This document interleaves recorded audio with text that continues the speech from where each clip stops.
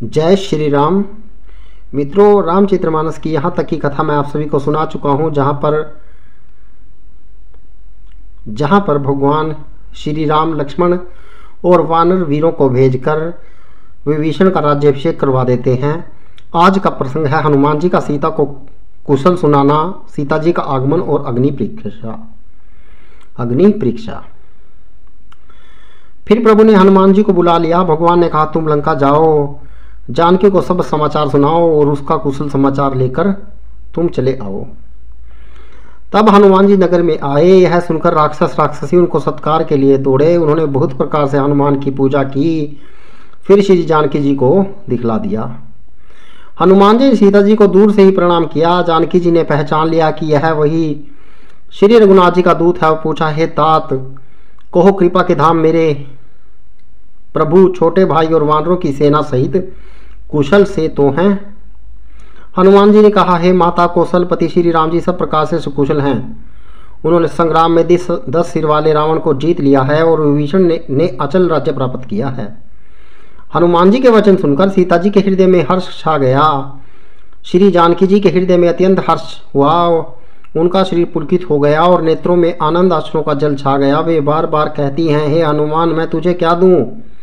इस वाणी का समाचार के समान तीनों लोकों में और कुछ भी नहीं है। हनुमान जी ने कहा, हे माता सुनिए, मैंने आज निसंदेह सारे जगत का राज्य पा लिया।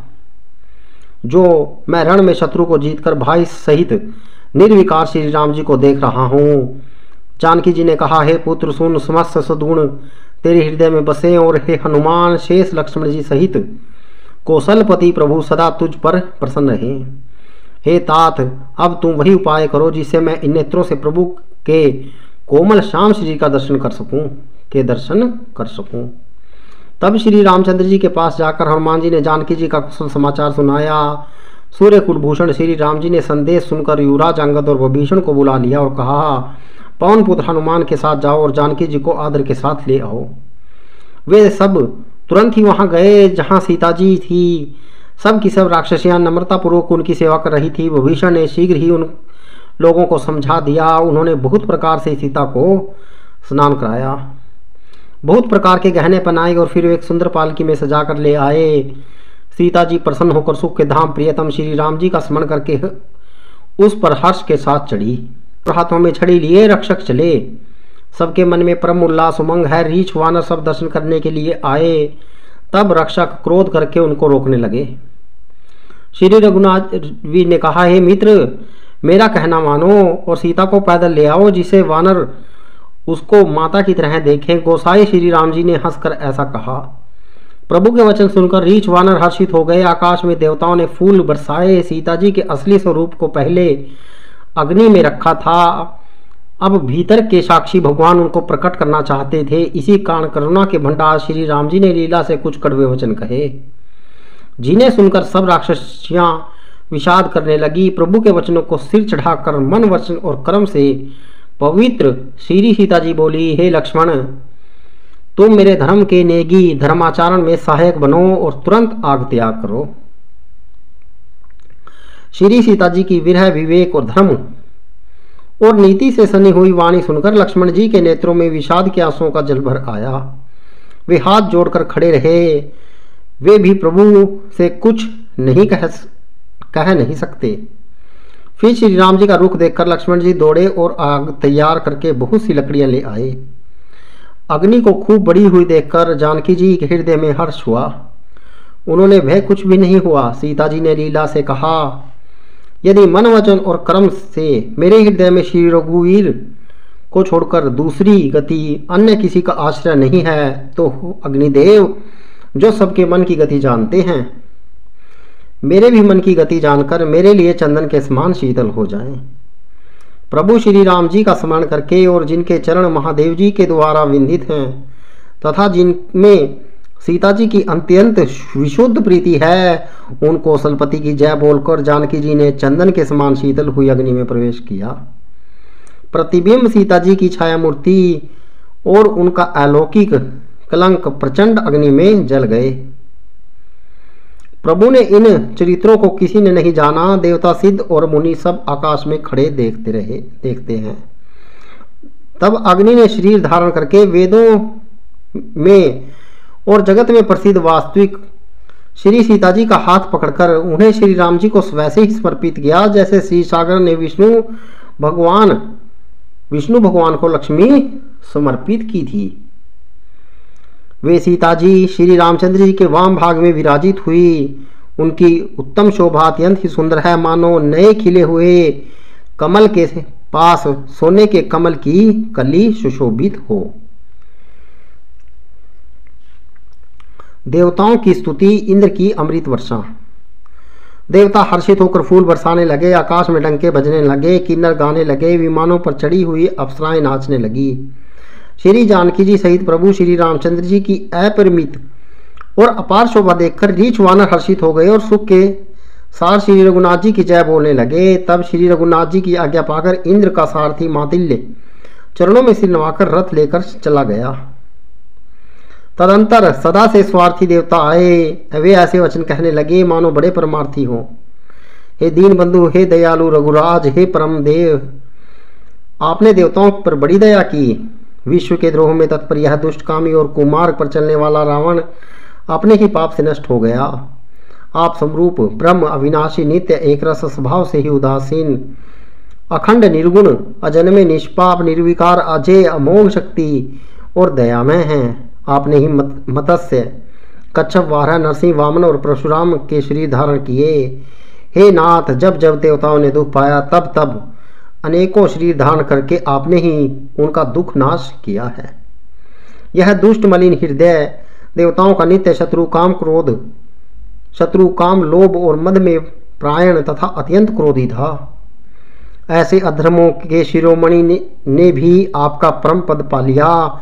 इस बात का हमारे मन में आश्चर्य हुआ।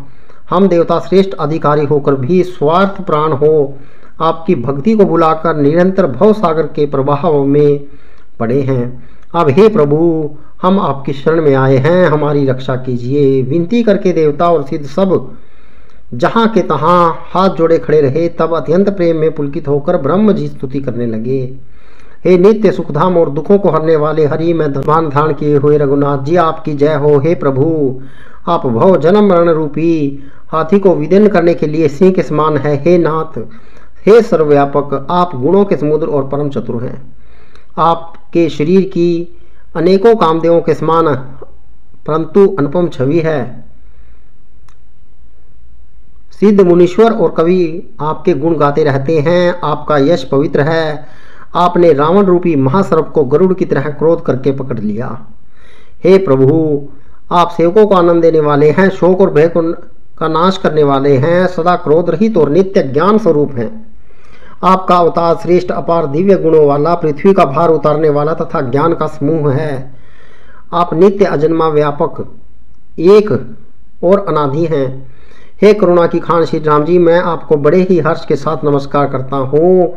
हे रघुकुल के आभूषण, हे दूषण राक्षस को मारने वाले तथा समस्त दोषों को हरने वाले, वो भीषण दीन था, उसे आपने लंका का राजा बना दिया। हे गुण और ज्ञान के भंडार, हे मान रहित, हे अजन्मा व्यापक और माइक विकारों से रहित श्री राम, मैं आपको नित्य नमस्कार करता हूँ। आपके भुज दंडों का प्रताप और बल प्रचंड है। दुष्ट समूह के नाश करने में आप परम निपुण हैं। हे बिना ही कारण तीनों पर दया तथा उनका हित करने वाले और शोभा के दाम, मैं जानकी जी सहित आपको नमस्कार करता हूँ। जय श्री राम, जय श्री राम। आप भव सागर से तारने वाले हैं।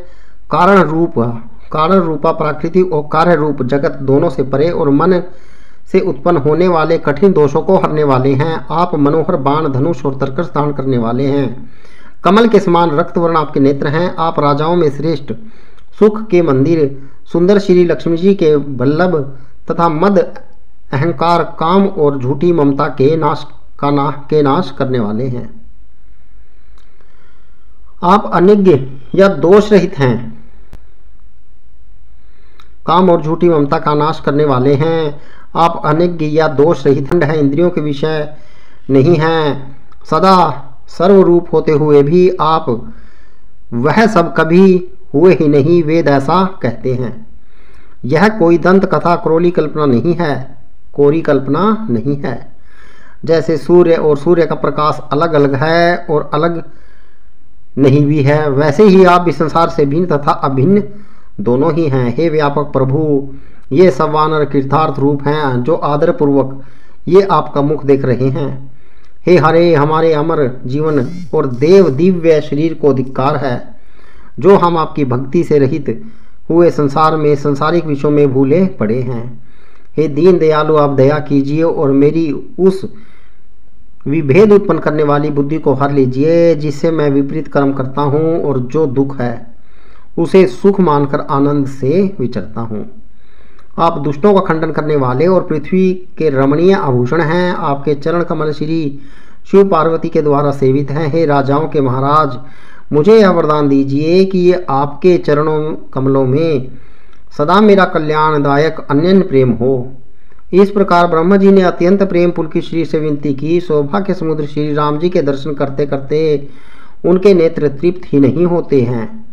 उसी समय दशरथ जी वहां आए। पुत्र श्री राम जी को देखकर उनके नेत्रों में प्रेम आंसुओं का जल छा गया। छोटे भाई लक्ष्मण जी सहित प्रभु ने उनकी वंदना की और तब पिता ने उनको आशीर्वाद दिया। श्री राम जी ने कहा, हे तात, यह सब आपके पुण्यों का प्रभाव है जो मैंने अजय राक्षस राज को जीत लिया। पुत्र के वचन सुनकर उनकी प्रीति अत्यंत बढ़ गई, नेत्रों में जल छा गया और रोमावली खड़ी हो गई। श्री रघुनाथ जी ने पहले के जीवित काल के प्रेम को विचार कर पिता की ओर देखकर ही उन्हें अपने स्वरूप का दृढ़ ज्ञान करा दिया। हे उमा, दशरथ जी ने भेद भक्ति से अपना मन लगाया था, इसी से उन्होंने केवल्य मोक्ष नहीं पाया। माया रहित सचिनानंदमय स्वरूप भूत दिव्य गुण युक्त सद्गुण स्वरूप की उपासना करने वाले भगत इस प्रकार मोक्ष लेते भी नहीं। उनको श्री राम जी अपनी भक्ति देते हैं। प्रभु को इष्ट बुद्धि से बार बार प्रणाम करके दशरथ जी हर्षित होकर देवलोक को चले गए। छोटे भाई लक्ष्मण जी और जानकी जी सहित परम कुशल प्रभु को श्री कौशल्याधीश की शोभा देखकर देवराज इंद्र मन में हर्षित होकर स्तुति करने लगे। शोभा के धाम शरणागत को विश्राम देने वाले श्रेष्ठ तर्कस धनुष और बाण धारण किए हुए प्रबल प्रतापी भुज दंडों वाले श्री रामचंद्र जी की जय हो। हे खरदूषण के शत्रु और राक्षसों की सेना के मर्दन करने वाले, आपकी जय हो। हे नाथ, आपने इस दुष्ट को मारा जिससे सब देवता स्नात सुरक्षित हो गए। हे भूमि का भार हरने वाले, हे अपार श्रेष्ठ महिमा वाले, आपकी जय हो। हे रावण के शत्रु, हे कृपालु, आपकी जय हो। आपने राक्षसों को बेहाल तहस नहस कर दिया। लंकापति रावण को अपने बल का भूत घमंड था। उसने देवताओं और गंधर्वों सभी को अपने वश में कर लिया था और यह मुनि सिद्ध मनुष्य पशु पक्षी और नाग आदि सभी से हठपूर्वक हाथ धोकर पीछे पड़ गया था। वह दूसरों से द्रोह करने में तत्पर और अत्यंत दुष्ट था। उस पापी ने वैसा ही फल पाया। अब हे दीनों पर दया करने वाले, हे कमल के समान विशाल नेत्रों वाले, सुनिए। मुझे अत्यंत अभिमान था कि मेरे समान कोई नहीं है, पर अब प्रभु आपके चरण कमलों के दर्शन करने से दुख समूह का देने वाला मेरा यह अभिमान जाता रहा। कोई उन निर्गुण ब्रह्म का ध्यान करते हैं जिन्हें वेद अव्यक्त निराकार कहते हैं, परंतु हे राम जी, मुझे तो आपका यह सुगुण कौशल राज स्वरूप ही प्रिय लगता है। श्री जानकी जी और छोटे भाई लक्ष्मण जी सहित मेरे हृदय में अपना घर बनाइए। हे रामानिवास, मुझे अपना दास समझिए और अपनी भक्ति दीजिए। हे रामानिवास, हे शरणागत के भय को हरने वाले और उसे सब प्रकार के सुख देने वाले, मुझे अपनी भक्ति दीजिए। हे सुख के धाम, हे अनेकों कामदेवों की छवि वाले रघुकुल के स्वामी श्री रामचंद्र जी, मैं आपको नमस्कार करता हूँ।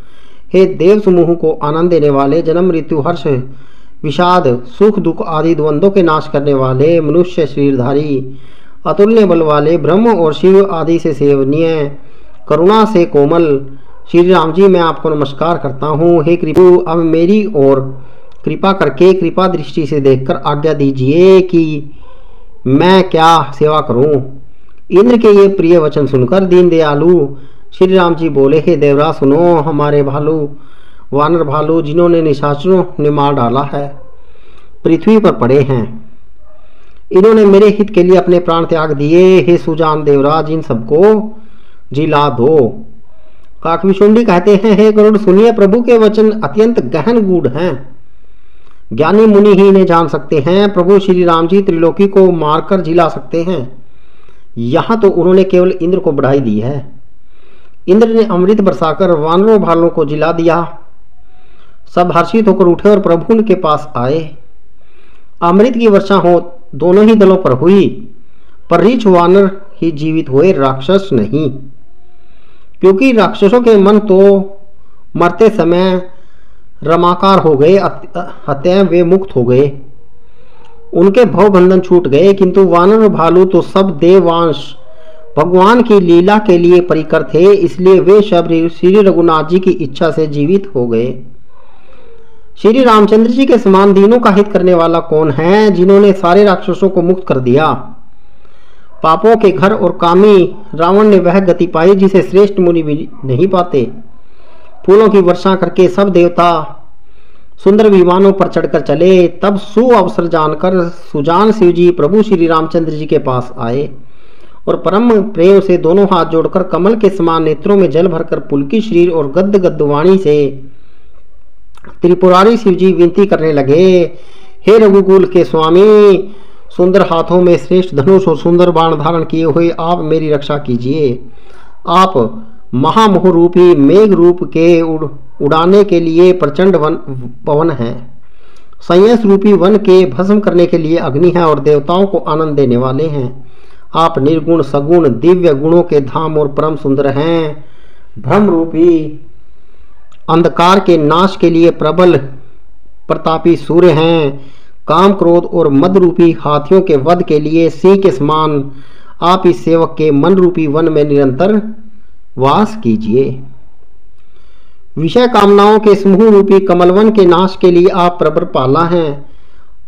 आप उदार और मन से परे भव सागर के लिए आप मंदराचल पर्वत हैं। आप हमारे परम भय को दूर कीजिए और हमें दुस्तर संसार सागर से पार कीजिए। हे श्याम सुंदर शरीर, हे कमल नयन, हे दीन बंधु, हे शरणागत को दुख से छुड़ाने वाले, हे राजा रामचंद्र जी, आप छोटे भाई लक्ष्मण और जानकी जी सहित निरंतर मेरे हृदय में अंदर निवास कीजिए। आप मुनियों को आनंद देने वाले हैं, पृथ्वी मंडल के भूषण, तुलसीदास के प्रभु और भय का नाश करने वाले हैं। हे नाथ, जब अयोध्यापुरी में आपका राज तिलक होगा, तब हे कृपा सागर, मैं आपकी उदार लीला देखने आऊँगा। मित्रों, रामचरितमानस की यहाँ तक की कथा मैंने आपको सुनाई है, जहाँ पर देवता भगवान श्री राम की स्तुति करते हैं और उसके बाद देवलोक को चले जाते हैं। यदि यह प्रसंग अच्छा लगे तो वीडियो को लाइक, शेयर और चैनल को सब्सक्राइब कीजिएगा। जय श्री राम।